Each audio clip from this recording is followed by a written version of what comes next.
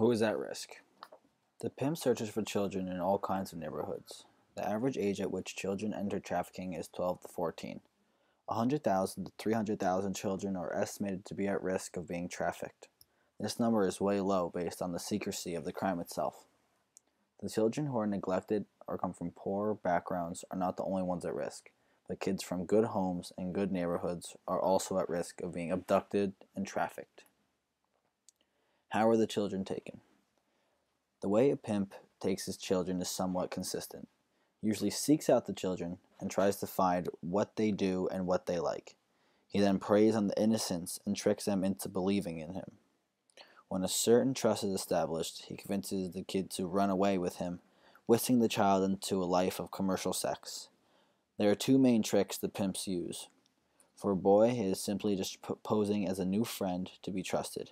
For a girl, the pimp acts as a boyfriend.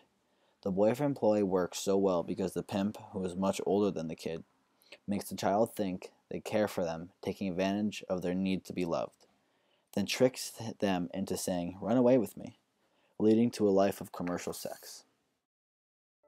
He seemed nice at first. Older, but charming. He gave me designer clothes and a new set of friends. Once the minor is taken, what happens to them? The kids are usually held against their will in some sort of motel or at a house. The living conditions of the children is usually dismal. They are barely fed and are only given the necessities to look good for buyers and to survive. The abuse the kids go through is substantial. To keep the children from acting up, the pimps sometimes drug them, and in some cases, make them acquire a drug addiction in an effort to make the kids become reliant on them for the drugs. The pimps also brutally abuse them, both mentally and physically.